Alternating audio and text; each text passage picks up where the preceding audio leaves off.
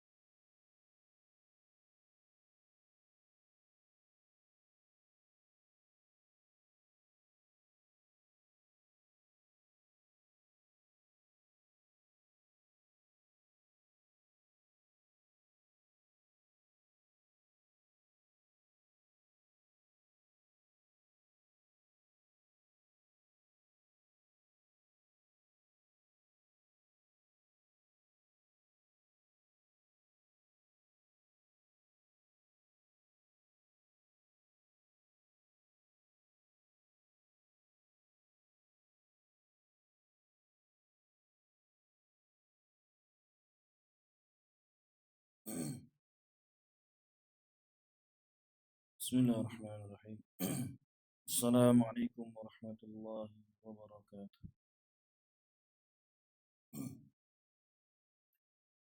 Alhamdulillahi rabbil alamin. Wassalatu wassalamu ala rasulihil amin. Nabiyyina Muhammadin wa ala alihi wa sahbihi ajma'in. Amma ba'd. Jamaah Masjid As-Salam rahimani wa rahimakumullah. Alhamdulillah di petang hari ini Allah Subhanahu wa taala berikan kepada kita kesempatan untuk bermajlis bersama untuk melanjutkan kajian kita, yakni mempelajari sedikit atau secara ringkas tentang fikih wudu.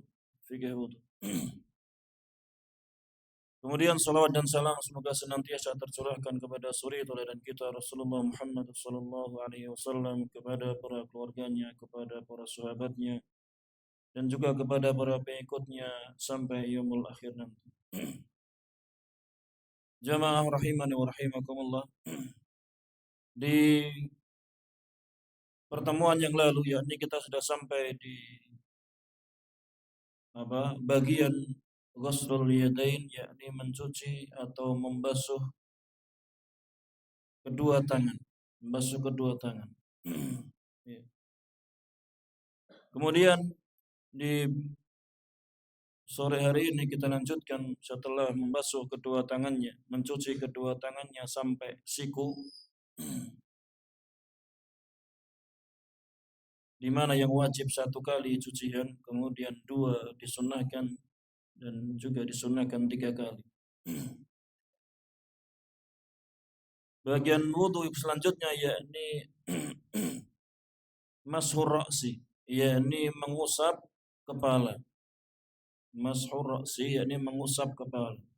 Sebagaimana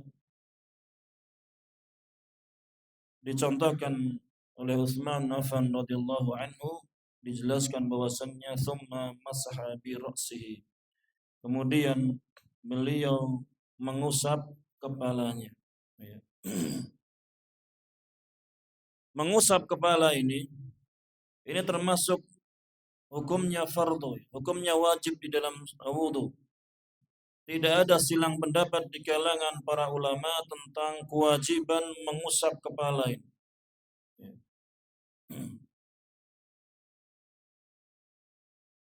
Maka barang siapa yang dia berwudu dan lupa tidak mengusap kepalanya, maka dia lupa tidak mengusap kepalanya, maka dia ulang. Dia ulang salat yang dia kerjakan dengan wudu yang tidak mengusap kepalanya.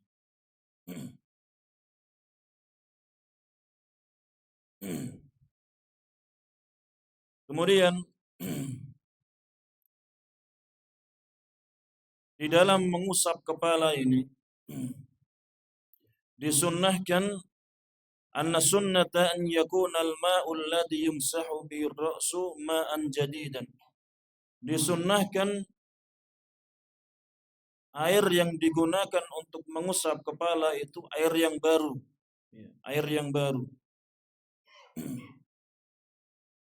Maksudnya bukan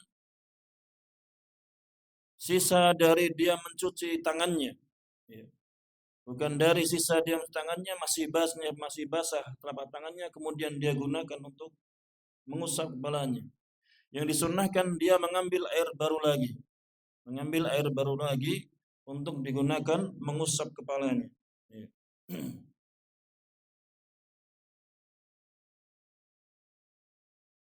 Sebagaimana dalam riwayat Muslim dikisahkan oleh Abdullah bin Zaid radhiyallahu anhu bahwasannya Nabi sallallahu alaihi wasallam masaha bi ra'sihi bima'in ghairi fadli yadihi. Bahwasannya beliau sallallahu alaihi wasallam mengusap kepalanya dengan air yang bukan bekas tangannya, bekas untuk mencuci tangannya. Maka hendaknya ketika mau mengusap kepala ambil air yang baru.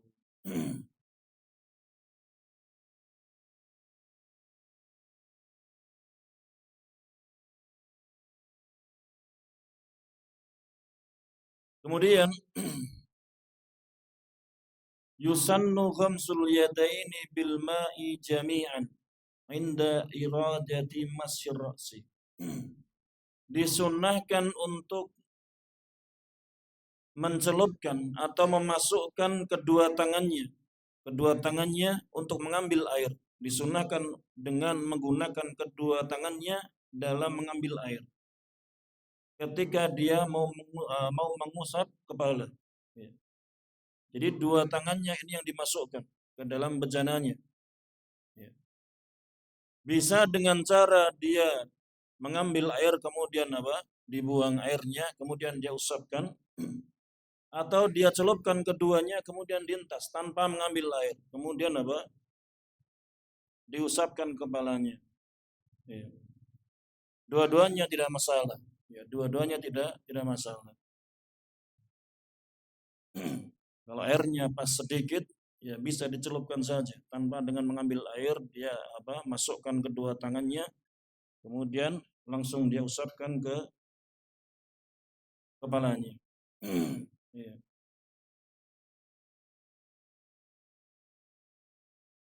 Ini Ini cara dalam mengusap kepala, yakni dengan mengambil air dengan kedua tangannya.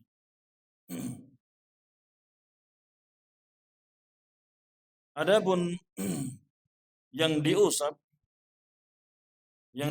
dari kepalanya, yakni sebagaimana yang dilakukan oleh Nabi Shallallahu Alaihi Wasallam, yakni dari awal tumbuhnya rambut atau dari melengkungnya kepala ini, di muqaddami ra'sihi, dari kepala bagian depan ini, bagian miringnya ini, diusap dari depan sampai ila qafahu, sampai tengkuknya, diusap ke belakang, kemudian dikembalikan lagi ke depan. Ini cara pengusapannya. Ya, cara pengusapannya sebagaimana yang dikerjakan Nabi Shallallahu Alaihi Wasallam. Walaupun ada mazhab yang lain dari mazhab Syafi'iyah dan Hanafiyah yang berpendapat cukup bagian Iya, bagian ubun-ubunnya, seperempat rambut ya, dibasahi dengan mengusap seperempat rambut bagian depannya, bagian nasiyahnya, ubun-ubunnya. Tetapi mereka walaupun membolehkan cuma sekedar ubun-ubun yang diusap, mereka tetap berpendapat yang lebih afdol, yang lebih utama, yakni mengusap sebagaimana Nabi SAW mengusapnya. Beliau memulai dari depan ke belakang, kemudian dikembalikan ke depan lagi. Ini cara yang paling utamanya. Ya. Kalau pendapat yang harus semuanya, maka tidak sah kalau sebagiannya. Kalau cuma sebagiannya berarti tidak sah. Menurut mazhab Hambali dan Maliki, maka harus semuanya. Ya, harus semuanya yang terkena usapan.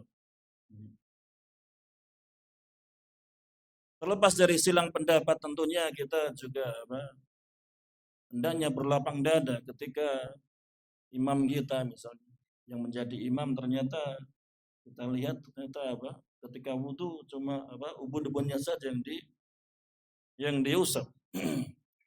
Maka bagi teman-teman yang berpendapat tidak sah wudunya kalau cuma ubun-ubunnya, maka ketika dia bermakmum maka hendaknya dia tetap mengikutinya.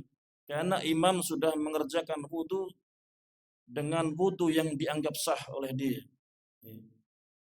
Dengan wudu yang dianggap sah oleh dia. Jadi hukum di dalam fikih ini tidak boleh kita paksakan kepada orang lainnya. Tidak boleh kita paksa harus sama seperti saya, tidak bisa. Tidak bisa. Sehingga ketika imamnya seperti itu, pendapatnya ya kita cuma bisa mengikuti saja. Berarti dia sudah sah wudunya menurut imam tersebut. Ya. Wallahu a'lam. Melihat silang pendapat seperti itu, maka hendaknya kita normalnya kita, maka amannya ya berwudu dengan cara mengusap dari depan ke belakang kemudian kembali lagi. Ini yang paling aman. Yang paling amannya dari silang pendapat.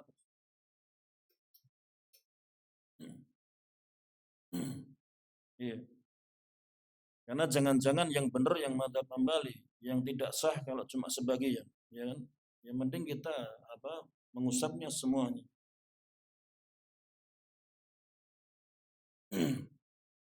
Adapun dalil mereka yang mengusap sebagian saja itu, semuanya yang datang dari Nabi Shallallahu Alaihi Wasallam itu berkenaan dengan beliau ketika memakai imamah, memakai surban itu, memakai surban. Sehingga di belakang kan kemudian yang nampak di ubun-ubunnya. Ini yang diusap, kemudian beliau mengusap di atas surbannya. Jadi hadis-hadis yang berkaitan dengan mengusap di ubun-ubun yang datang dari Nabi SAW itu dalam keadaan Nabi SAW menggunakan imamah, menggunakan surban itu, surban. Sehingga beliau mengusap rambut yang kelihatan, yakni ubun-ubunnya, dan juga mengusap di atas surbannya, imamahnya.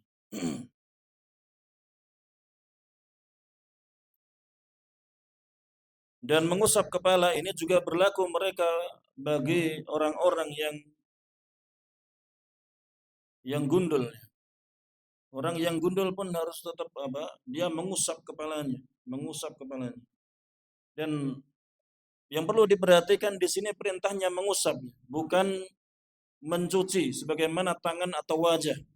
Jadi air jangan diguyurkan. Jangan diguyurkan kepala kemudian digunakan untuk mencuci kepalanya, bukan. Tapi mengusap perintahnya. Kalau ada yang melakukan dengan mengguyur kepalanya, maka berarti? Sah tidak wudunya? Sah tidak kalau dia mengguyurkan kepalanya? Tetap sah. Kenapa? Karena yang namanya mencuci itu mengusap plus ada tambahannya. Mengusap dengan berlebihan. Tetapi sekali lagi, dengan cara itu berarti mukhalifus sunnah, menyelisih sunnah. Menyelisih sunnah, karena bukan itu mengusap. Nabi SAW caranya, sebagaimana dicontohkan Utsman bin Affan, beliau mengambil air kemudian cuma dengan air yang menempel di telapak tangannya itu yang digunakan untuk mengusap. Itu yang namanya mengusap. Ya. Itu yang namanya mengusap.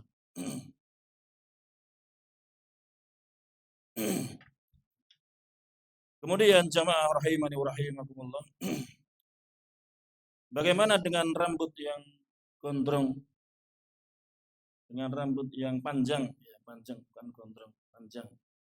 Yang melebihi tengkuknya, melebihi batas tumbuh rambut bagian belakang ini. Apakah ketika mengusap sampai ujung rambut maka Maka tidak perlu. Ya, tidak perlu.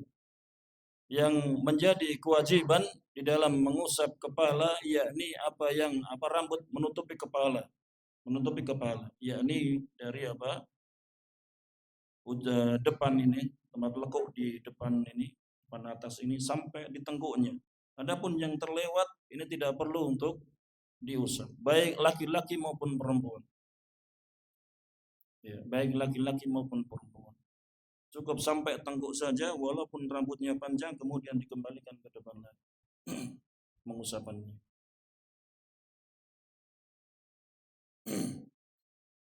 Ini mengusap kepala. Kemudian yang selanjutnya yakni mashul udunain, yakni mengusap kedua telinga. Mengusap kedua telinga. Masih disebutkan dalam hadis Utsman bin Affan radhiyallahu anhu dalam riwayat yang lain. Disebutkan bahwasannya summa adkhala yadahu, kemudian beliau Utsman ini memasukkan tangannya fa akhadha ma'an, mengambil air, famasaha bi ra'si wa udunaihi, kemudian beliau mengusap kepalanya dan kedua telinganya. Fa ghassala butunahuma wa dhuhurahuma, kemudian beliau mencuci, menggosok bagian batinnya, bagian yang depannya ini yang putih, dan dohirnya, yakni yang bagian luarnya. Beliau menggosok bagian dalam dan luarnya. Dan ini juga tidak ada silang pendapat di kalangan para ulama tentang disyariatkannya mengusap dua telinga ini. Yang diperselisihkan di kalangan para ulama tentang hukumnya, hukum dari mengusap kedua telinga ini. Dan yang rajih, yang kuat, wallahu a'lam bishawab, walladzi alaihi ammatus salaf, yang di atasnya itu kebanyakan para salaf, anna mashal udunaini sunnah, bahwasannya mengusap kedua telinga ini hukumnya sunnah. Wa laisa biwajibin, dan bukan wajib hukumnya.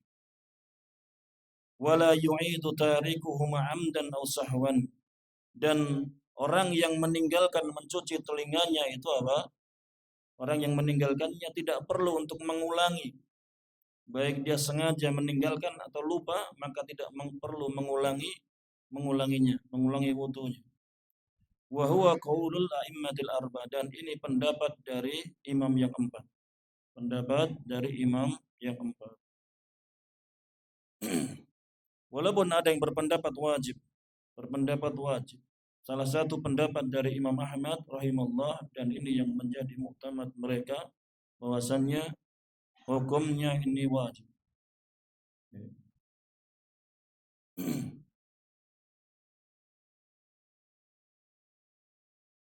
Kan tapi yang sahih, yang rajih, yang kuat, insyaallah yang kuat, jadi hukumnya sunnah mengusap kedua telinga.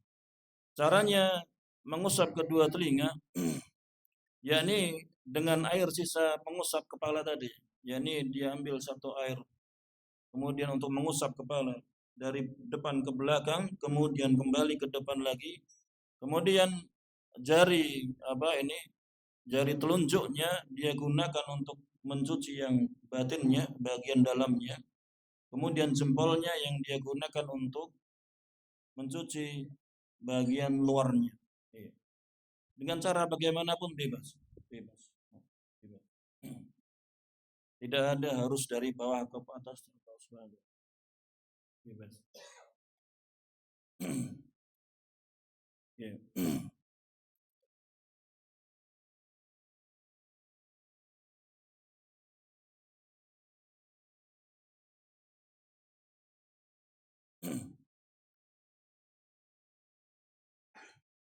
Kemudian berapa kali mengusap kepala dan kedua telinga ini?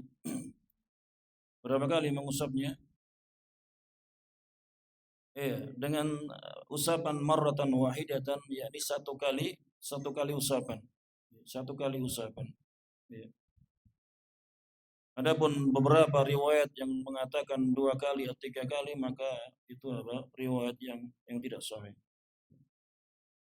Jadi yang sahih dari Nabi sallallahu alaihi wasallam atau dari sahabat Utsman bin Affan radhiyallahu anhu tentang sifat wudu dan sahabat yang lainnya, maka yang sahih bahwasannya mengusap kepala mengusap kepala dan telinga itu 1 kali. Ya, 1 kali.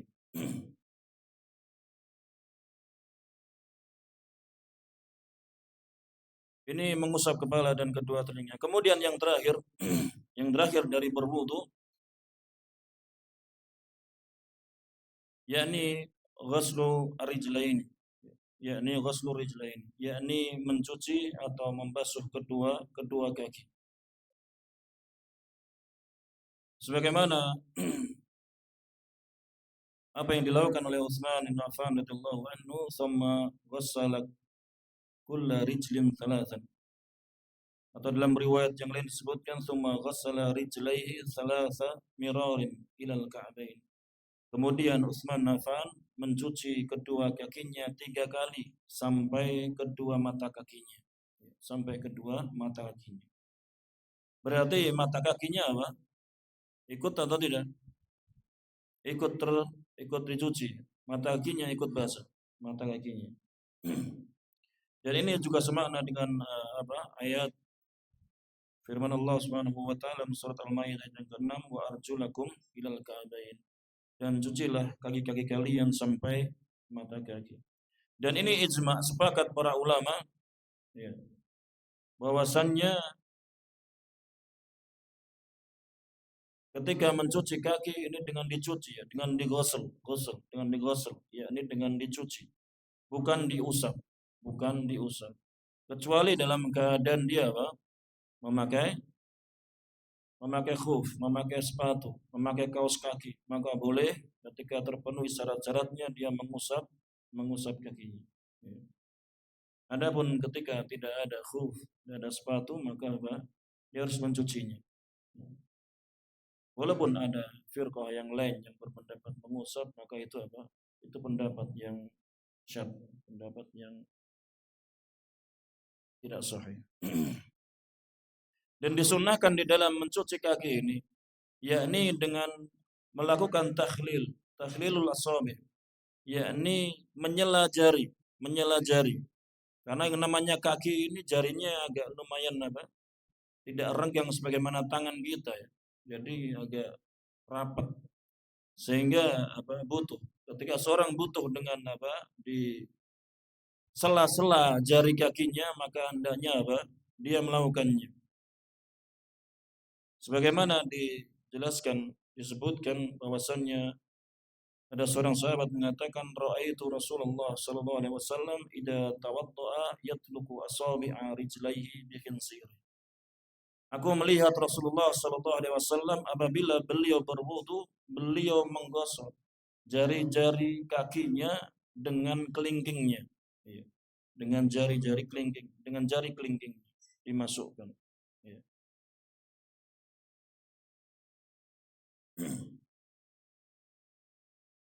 Kemudian setelah ini maka selesai pembahasan tentang wudu yang singkat ini, yakni selesai dengan mencuci kaki sampai mata kaki.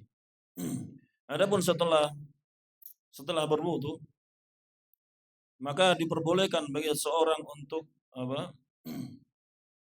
untuk menghandukinya ataupun dia tidak menghandukinya, mengeringkan atau tidak, maka diperbolehkan. Tidak ada larangan untuk mengeringkan dengan handuk atau tidak ada larangan untuk membiarkannya, tidak larangan. Adapun Nabi SAW tidak menginginkan ketika diberikan kain untuk mengelapnya, maka itu bukan berarti bukan berarti larangan dalam hal itu. Karena beliau memilih dengan mengeringkan dengan tangannya, diusap untuk lebih ditipiskan basahnya.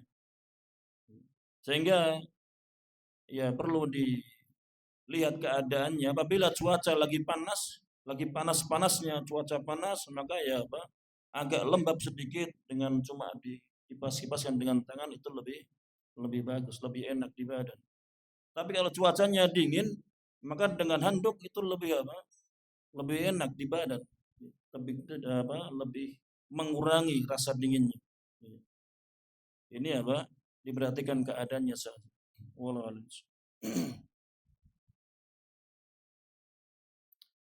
Kemudian yang terakhir yakni di doa setelah berwudu, doa setelah berwudu sebagaimana sudah kita ketahui bersama, yakni apa?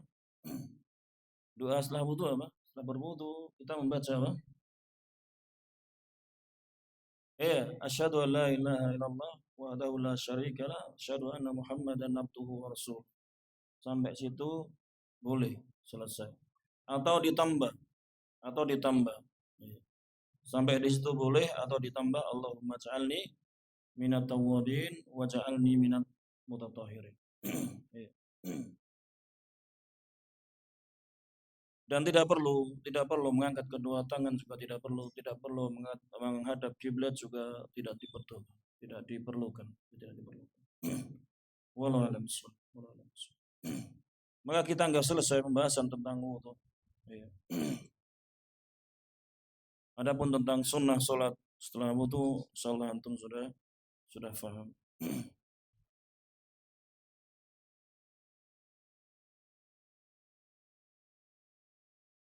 Iya, iya.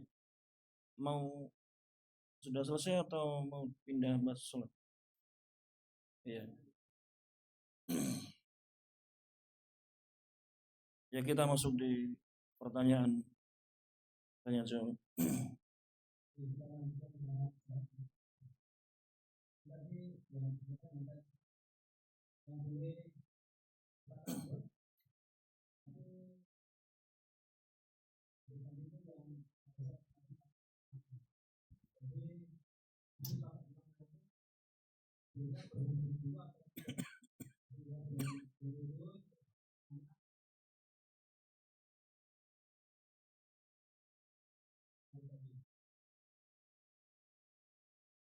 Iya, tidak dipersyaratkan sebagaimana khuf ya. Berbeda hukum.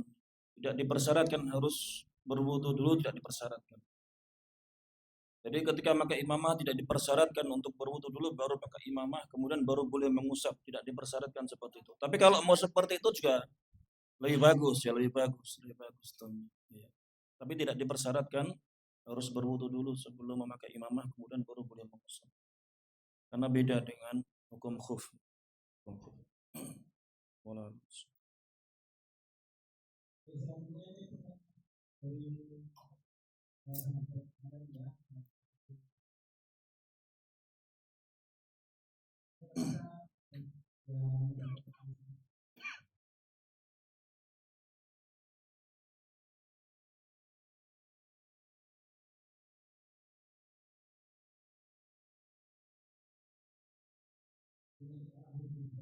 Iya, enggak apa-apa.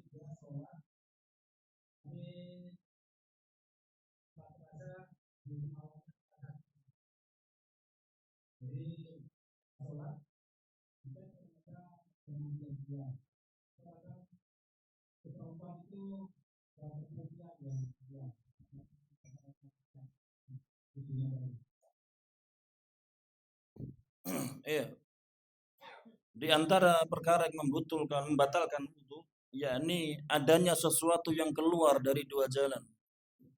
Adanya sesuatu yang keluar dari dua jalan, maka itu membatalkan wudu. Baik itu madhi maupun keputihan ataupun yang lainnya yang keluar dari dua jalan, dari depan maupun belakang. Ya. Ketika ada yang keluar, maka batal wudunya. Kalau batal wudunya berarti apa? Salatnya batal. Salatnya batal. Kalau batal wudunya berarti salatnya batal. Kecuali dia keluar madinya sebelum sholat. Ya.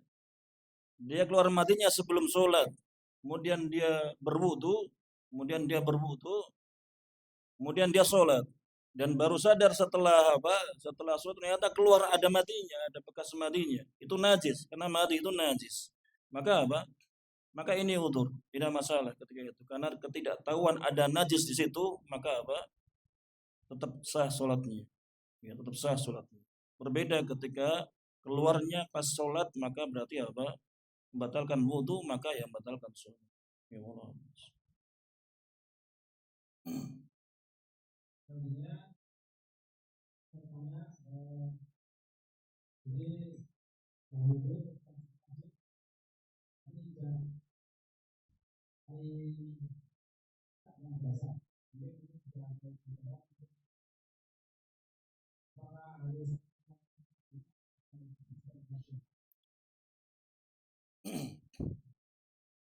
Iya, kotoran cecak atau tai cecak itu asalnya najis. Tetapi para ulama rahimahumullah karena saking banyaknya tercecak tidak bisa manusia itu terhindar dari namanya tercecak ini, mereka menghukumi kemudian apa? Memberikan rukhsah keringanan, ma'dur, sehingga terangkat hukum najisnya dari kotoran cecak ini. Sehingga tidak masalah ketika seseorang sholat di depannya ada kotoran cecak, ada tai cecak, maka tidak masalah karena termaafkan.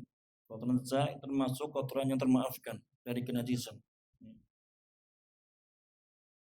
Adapun kotor yang namanya kotor ya dibersihkan. Ya, dibersihkan karena kotor, bukan karena kenajisannya, karena kotor saja. Ya, dibersihkan. Ya. Dan bau juga ternyata kotoran cecak ini. Tai cecak ini ternyata bau juga, kecil-kecil cabai rawit. Ya. Iya, wallah alam.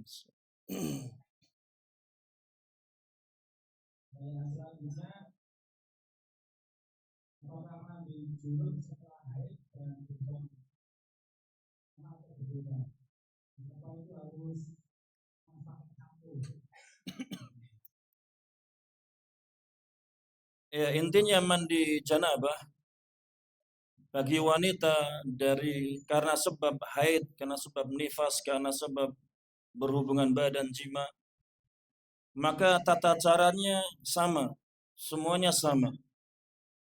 Berbedanya cuma sedikit apa di ketika dia mandi janabahnya karena jima. Asalnya sama, semuanya sama tata caranya. Cuma ketika dia mandi janabahnya karena sebab jima, ada sedikit keringanan dari para ulama rahimahullah. Ada sedikit keringanan, yakni apa? Bolehnya rambut ini diikat, digulung, tidak terurai. Kenapa? Ya karena jima ini kebutuhan yang hitungannya bisa 2 hari sekali yang sering dilakukan. Sehingga para ulama memberikan rukhsah keringanan bagi wanita yang rambutnya panjang, nanti akan susah keringnya, akan menyusahkan aktivitasnya dan seterusnya, sehingga boleh dia ketika mandi janabah dalam keadaan rambutnya itu terikat, dalam keadaan terikat tidak diurai. Adapun ketika karena sebab haid atau nifas maka harus diurai semuanya. Ya. Karena itu sebulan sekali haid, gitu. Sehingga tidak memberatkan bagi wanita. Wallahu a'lam.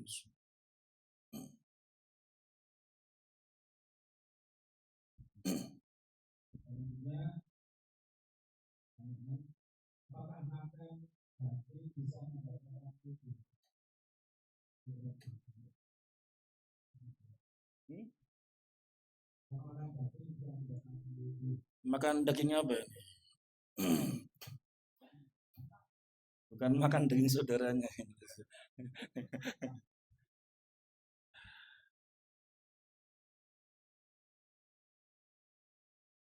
Iya, makan daging yang matang, yang dibakar misalnya atau yang dimasak misalnya, yang kena api misalnya. Maka menurut pendapat yang rajih wallahu a'lam bishawab, yakni disunahkan. Disunahkan bagi dia, atau pendapat yang lainnya boleh, mau wudhu silahkan, mau tidak silahkan. Ya. Ya ini apa?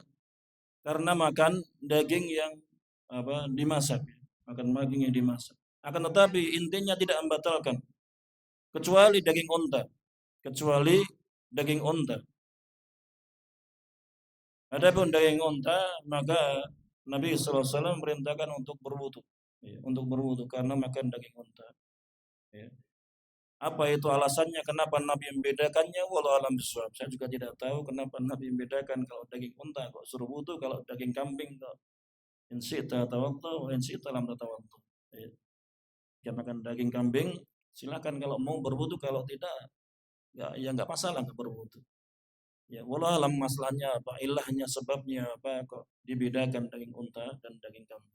Kita cuma bisa apa? Ya cuma mengikuti. Ya. Walau alam.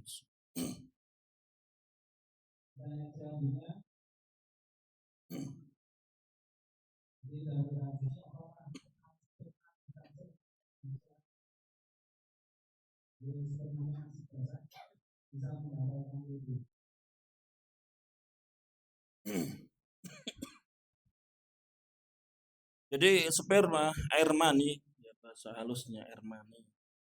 Air mani ini atau sperma ini, menurut pendapat yang rajih, jumhur ulama rahimahullah, mereka berpendapat air mani ini suci. Air mani ini suci, bukan najis. Sehingga kalau terkena air mani atau najis, ya dibersihkan karena kotor saja, karena jijik saja, bukan karena kenajisannya. Iya. Seseorang yang terkena najis pun itu tidak membatalkan wudhu ya. Seorang berwudhu kemudian setelah berwudhu ternyata apa? Dijilat anjing. Maka apa?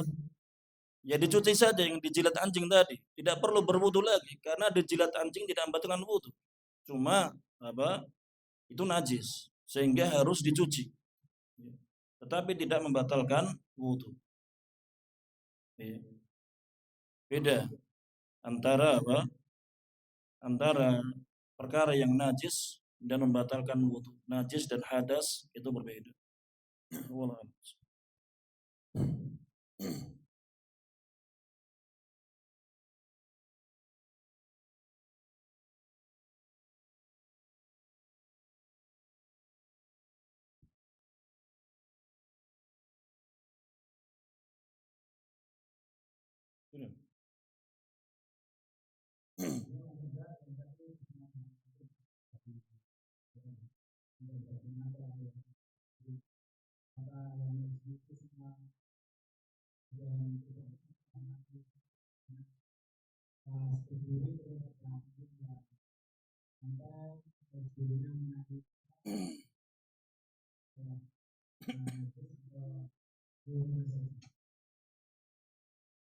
Ya, pertama cara menghilangkan najis anjing, ya ini sebagaimana telah kita ketahui ya ini berapa kali cucian?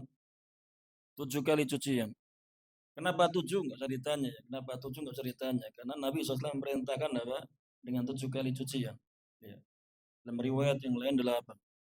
Dengan yang ke-8 dengan pasir, dengan tanah.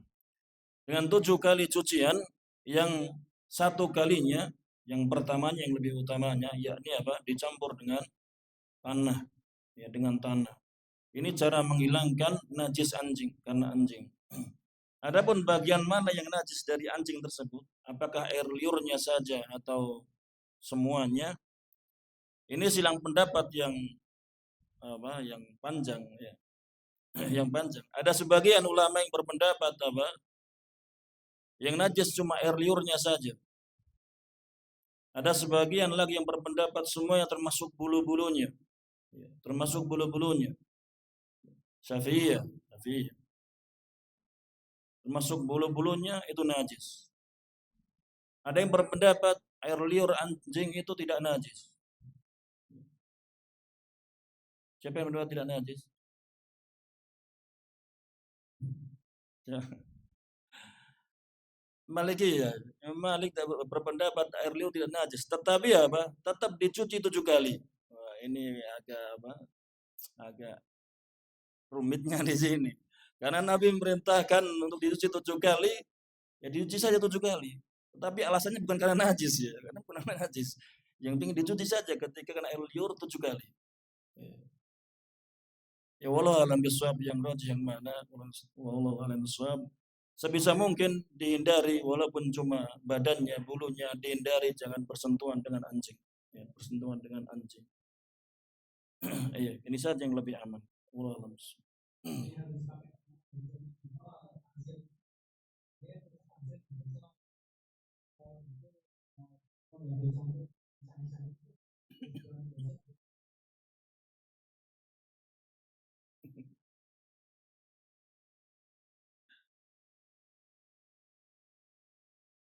Ya Allah alam. Allah alam.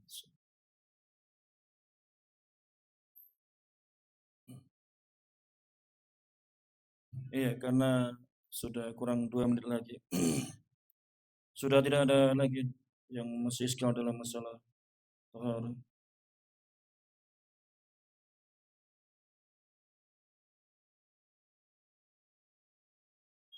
Iya. Kita akhiri, mungkin ada salah kata, salah ucap, minta maaf yang sebesar-besarnya. Saya akhiri, wassalamualaikum Muhammadin wa ala alihi wasallam. Jazakumullahu khairan. Wassalamualaikum warahmatullahi wabarakatuh.